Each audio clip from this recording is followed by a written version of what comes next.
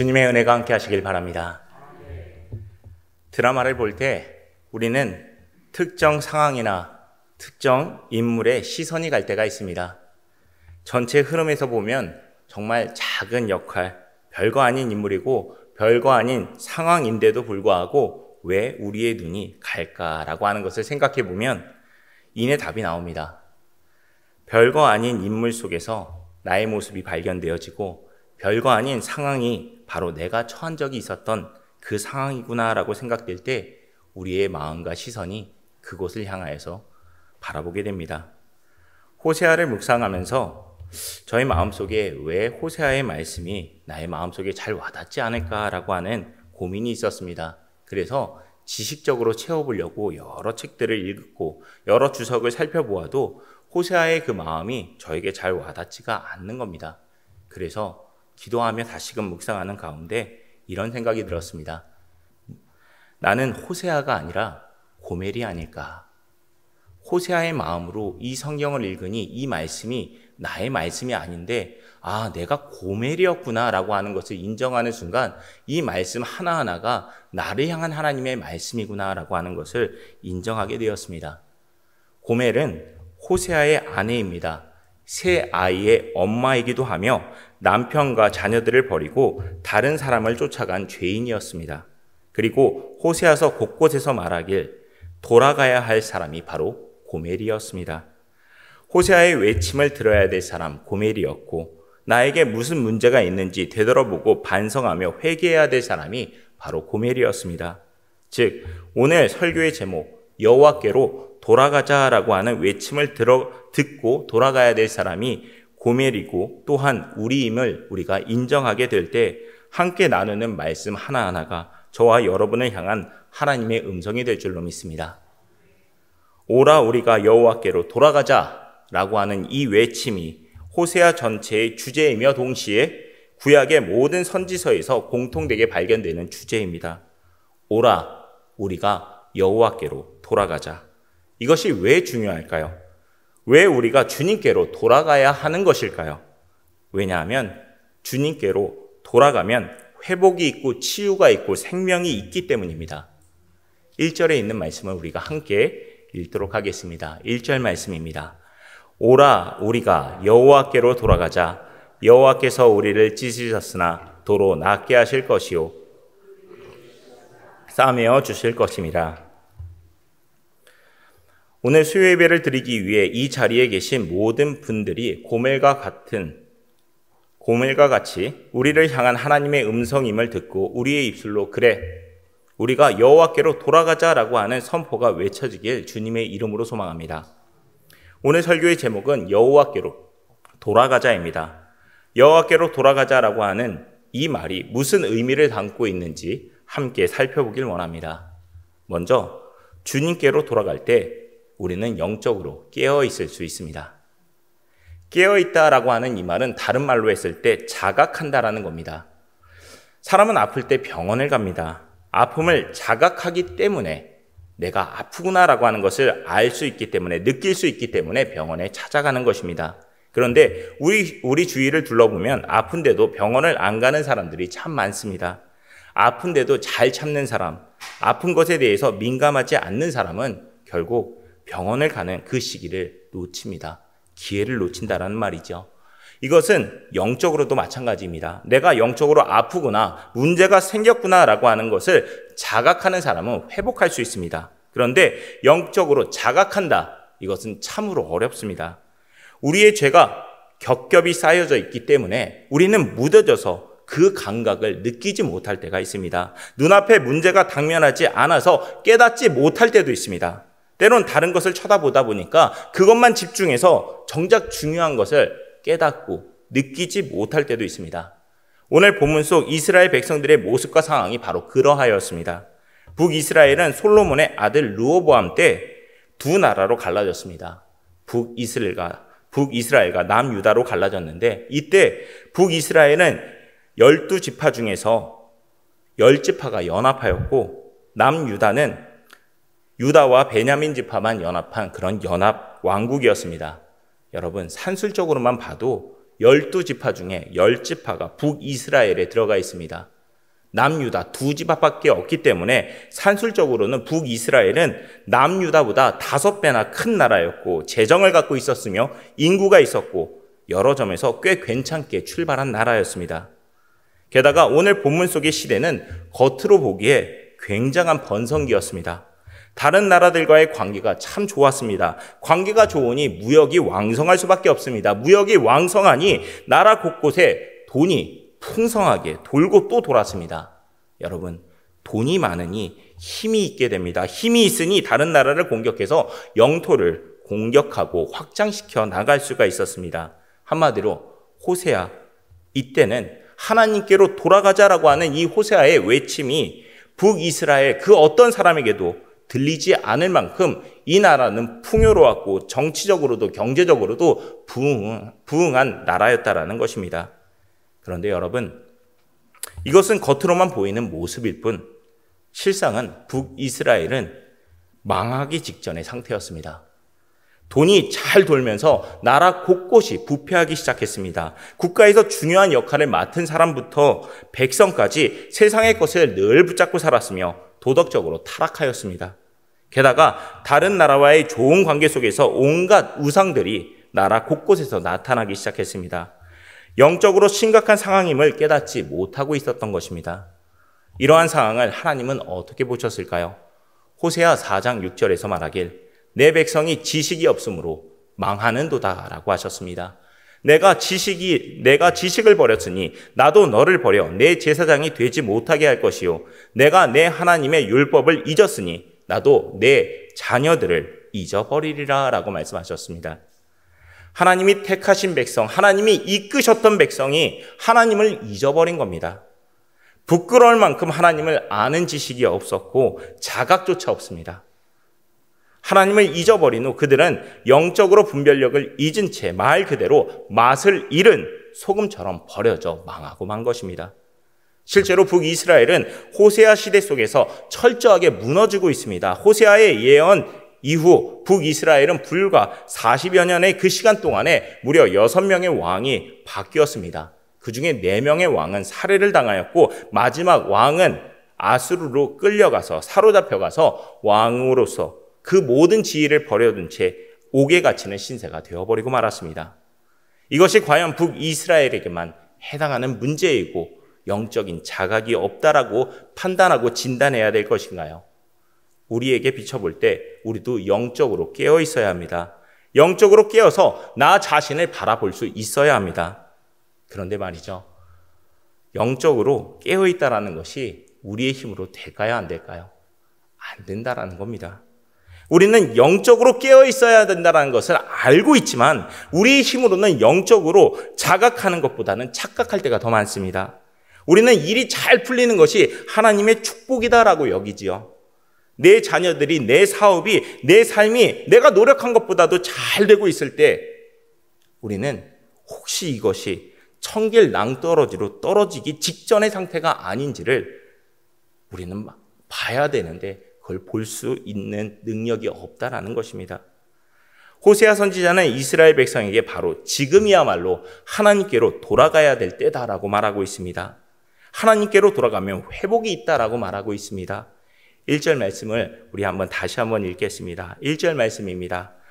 오라 우리가 여호와께로 돌아가자. 여호와께서 우리를 찢으셨으나 도로 낫게 하실 것이요 우리를 치셨으나 아멘. 여러분 뭔가 좀 의미 없는 행동 같지 않나요? 제3자의 눈으로 봤을 때 굳이 찢으신 후에 도로 낫게 하시고 굳이 우리를 치신 후에 싸매어 주시는 이것을 왜 하나님이 하고 계시는 것일까요? 여러분, 우리의 몸속에 암덩어리가 생겼을 때 세포들의 활동은 비정상적으로 활발해진다라고 합니다. 일정한 주기로 분열도 하고 성장도 하고 소멸하는 이 과정이 망가졌을 때 우리의 몸속에 암세포가 자리를 잡고 점점 커지기 시작한다라고 합니다. 그렇듯이 우리 안에 영적인 그 상태, 우리 몸속에 있는 그 상태는 우리 스스로가 발견할 수가 없습니다. 마치 암 환자가 자기 몸속에 있는 그 병균과 그 세포가 움직이고 있다는 것을 잘 모르는 것처럼 말입니다. 그런데 알 수 있는 것은 우리를 창조하시고 우리를 주관하시는 창조주 하나님만은 우리의 상태를 너무나도 잘 알고 계십니다. 우리가 하나님께로 돌아올 때 의사가 환자를 진단하듯 우리 주님은 우리의 몸속에 있는 더러운 암덩어리를 찢으십니다. 치실지언정 그 생명을 지켜주신다라는 것입니다. 그러니 우리는 돌아가야 합니다. 주님의 자녀가 주님께로 돌아가야 하고 돌아가야만이 우리의 영적인 회복이 일어납니다. 주님께로 돌아가 영적인 회복을 받아 영적으로 깨어나 어두워져가는 세상 속에서 등대와 같은 사명을 감당하는 저와 여러분이 되시길 주님의 이름으로 소망합니다. 여호와께로 돌아가야 한다는 것을 깨닫게 된다면 이제 우리는 어떻게 해야 할까요? 주님께로 돌아갈 때 우리는 주님을 알 수 있게 됩니다. 주님을 안다는 것은 여러 가지 의미가 있는데요. 그 중에서 가장 먼저 알게 되는 것이 있는데 바로 첫 번째가 은혜를 알게 됩니다. 여기서 은혜는 무엇을 말할까요? 받을 자격 없는 자에게 허락된 주님의 무조건적인 호의를 말합니다. 에베소서 2장 8절과 9절에서 너희는 그 은혜에 의하여 믿음으로 말미암아 구원을 받았으니 이것은 너희에게 난 것이 아니요 하나님의 선물이라. 행위에서 난 것이 아니니 이는 누구든지 자랑하지 못하게 함이라 라고 하셨습니다. 여기 계신 어느 누구도 십자가의 은혜에 대한 정당한 대가를 지불하신 분이 아무도 없습니다. 여기에 계신 어느 누구도 십자가의 은혜를 마땅히 누려야 될 내 자격이다라고 말할 수 있는 그런 자격을 갖춘 이 또한 아무도 없습니다. 그러나 전적인 하나님의 은혜로 인해서 우리에게는 영원한 생명, 구원이라고 하는 은혜가 허락되었습니다. 오늘 본문 속 이스라엘 백성들에게도 주님은 넘치는 은혜를 허락하여 주셨습니다. 40년 광야길만 이야기할 것이 아니라 오늘 본문 속에서 하나님이 주신 그 은혜는 무엇일까요? 바로 호세아 그 자체가 은혜였습니다. 우리가 호세아서를 묵상하면서 눈물이 나오는 그 이유가 무엇일까요? 호세아서를 묵상하면 묵상할수록 우리의 마음속에 뜨거워짐이 가득하는 그 이유는 무엇일까요? 호세아는 북이스라엘 출신이었고 북이스라엘에서 임박한 종말을 예언하였으며 백성들과 함께 고난을 겪었었던 선지자였습니다. 여러분, 이게 얼마나 큰 은혜인지 우리가 모를 때가 있습니다. 근데 같으면서도 조금 다른 인물을 한번 비교해 보면 명확하게 깨닫게 됩니다. 북이스라엘 출신의 요나가 니느웨에 갑니다. 니느웨에 가서 하나님의 뜻을 전할 때 그 성읍에 들어가서 하루 동안 다니며 외쳐 이르되 40일이 지나면 니느웨가 무너지리라 라고 하는 하나님의 말씀을 전합니다. 여러분, 하루 동안에 니느웨에 가서 하나님의 뜻을 전했는데도 불구하고 그 백성들이 구원함을 받았죠. 근데 호세아는 하루만 전한 것이 아닙니다.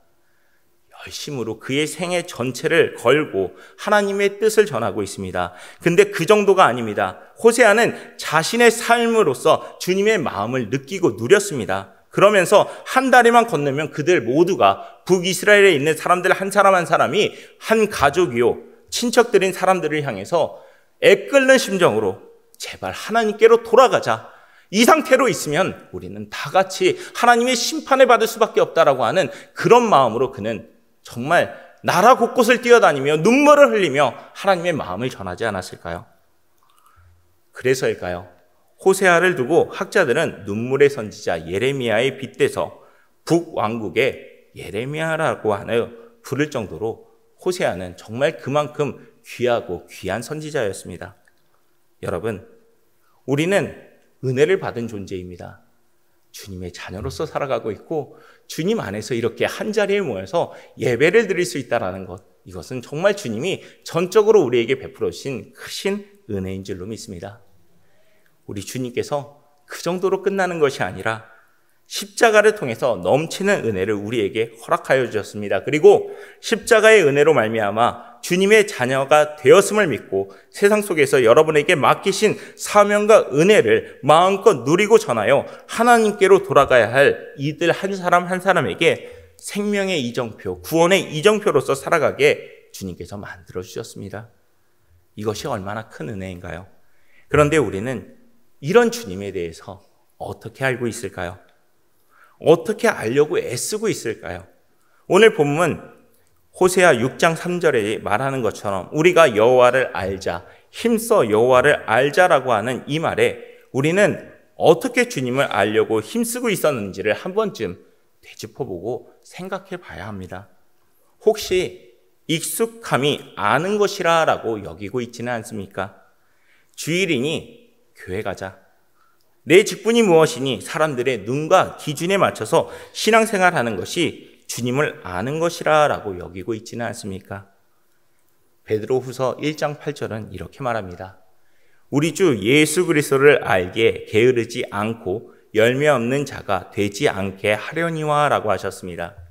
우리 주님은요, 우리가 끊임없이 주님을 알아가는 것에 부지런하고 주님을 알아감을 통해 더욱 귀한 열매를 누리길 원하고 계십니다.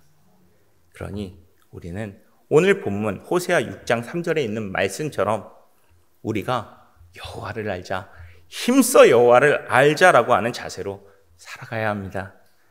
연인 사이에서 서로를 알아가려는 마음이 없다면 그 마음이 어떻게 될까요?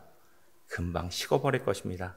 반대로 오랜 시간 서로를 알아가려고 하는 가운데 연인이 부부가 되고 부부로서의 그 시간이 점점 쌓여가는 가운데 서로를 알아가게 되면 그 부부는 어떻게 될까요? 서로가 닮아갑니다. 우리가 주님을 알아가려고 하는 그 자세 그리고 그 결과 또한 이와 마찬가지가 아닐까요? 주님을 알려고 힘써 알려고 하면 할수록 우리는 주님과 매일 매순간 가깝게 지내게 될 것이고 주님을 닮아가게 될 것입니다. 주님의 자녀가 주님을 닮는 것, 이것이야말로 가장 큰 복이 아닐까요?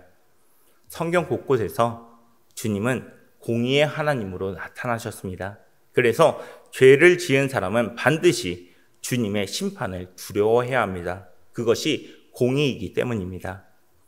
그러나 반드시 잊지 말아야 할 것은 주님은 사랑의 하나님이라는 점입니다. 사랑의 하나님. 심판받을 죄인이었던 백성이 늘 하나님의 사랑으로 인해서 회복되었고 더 나아가 구원까지 받게 되었습니다. 오늘 본문 속에서 호세아는 3절의 말씀을 통해서 주님의 사랑을 보여주고 있는데요. 우리 3절의 말씀을 한 목소리로 함께 읽겠습니다. 그러므로 우리가 여호와를 알자. 새벽빛같이 어김없나니 비와 같이 땅을 적시는 늦은 비와 같이 우리에게 임하시리라 하니라. 아멘. 주님이 원하시는 것은 이스라엘 백성이 주님께로 돌아오는 것이며 주님을 알면 알수록 넘치도록 받은 은혜를 깨닫게 하여 주십니다. 그리고 주님이 크신 그 사랑을 깨닫게 됨을 분명히 보여주고 계십니다. 설교를 준비하면서 오늘 본문의 마지막을 상상하면서 마음속에 큰 위로를 받았습니다. 그의 나타나심은 새벽빛같이 어김없나니 비와 같이 땅을 적시는 늦은 비와 같이 우리에게 임하시리라 라고 하는 이 말씀이었습니다. 우리는 때론 칠흑과 같이 어두운 밤 속에서 지낼 때도 있습니다. 그런데 아무리 밤이 깊고 어두워도 오늘 말씀처럼 결국 새벽빛이 찾아온다라는 것입니다. 동이 터오르면 우리를 붙잡고 있었던 그 매서운 추위가 사라지고 우리의 두려움은 온데간데 없이 사라지게 될 것입니다. 이것이 어김없이 찾아오는 새벽빛 같은 주님의 사랑인 줄로 믿습니다. 또한 마찬가지로 땅을 적시는 늦은 비야말로 풀이 죽었던 열매들이 이 늦은 비로 인해서 다시금 소생되어져서 풍성한 열매로 거듭나게 됩니다. 주님의 자녀가 누릴 풍성한 사랑을 말하고 있는 것입니다. 그러니 이제 더 이상 주님을 모르던 백성이 아니라 주님을 알자. 어떻게 알자? 힘써 알자. 이것을 외쳐야 되는 것이 바로 우리가 아닐까요? 우리가 주님을 알면 알수록 어떻게 될까요? 주님을 닮아가게 될 것입니다. 우리는 청량리교회 여기에서 같이 예배드리는 모든 분들은 주 안에서 한 식구인 줄로 믿습니다. 식구인이 얼마나 닮았는지 옆에 있는 분들 보면서 한번 이렇게 축복해 볼까요?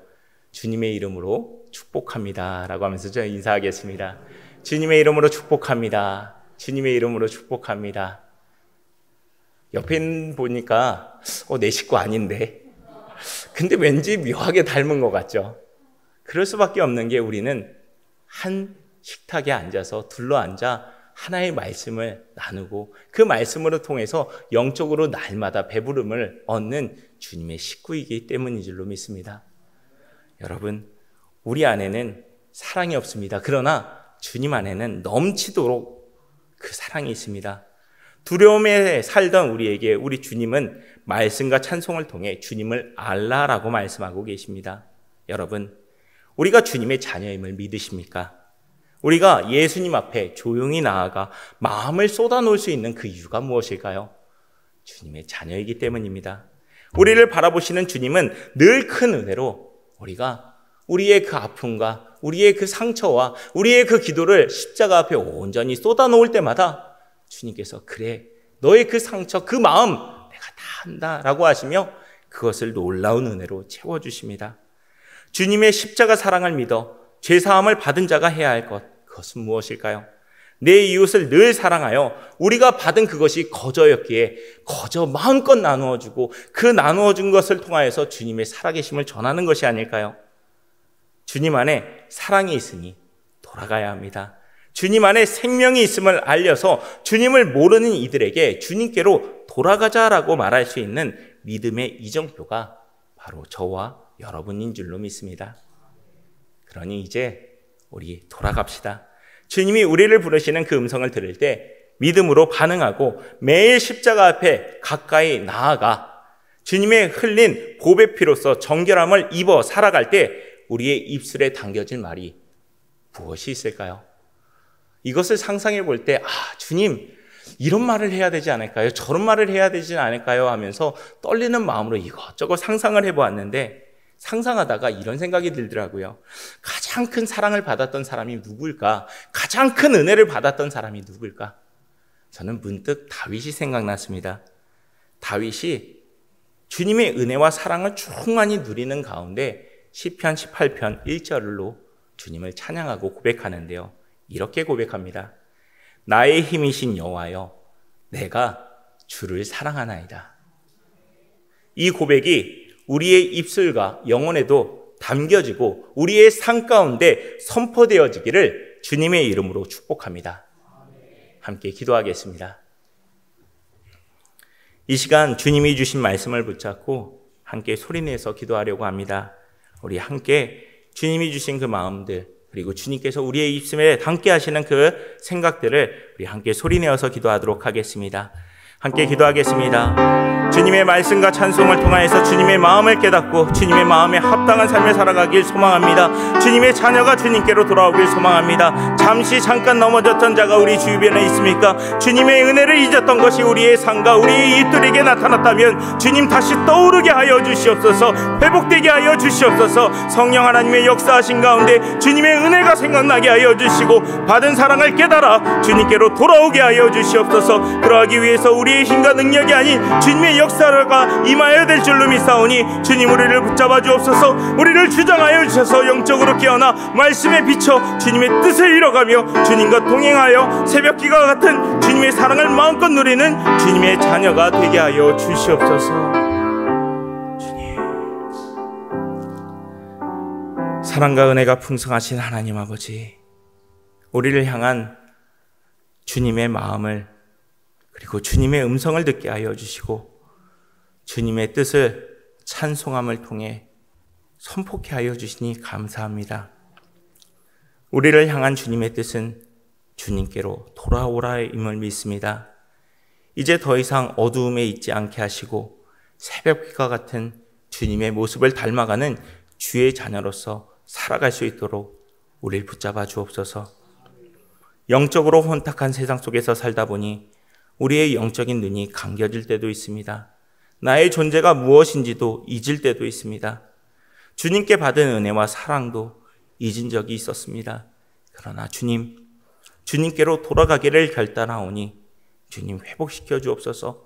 그 길로 온전히 나아갈 수 있도록 인도하여 주옵소서. 우리 주위에 주님의 은혜와 사랑을 잊은 자도 있습니다. 흔들리는 이들도 있습니다.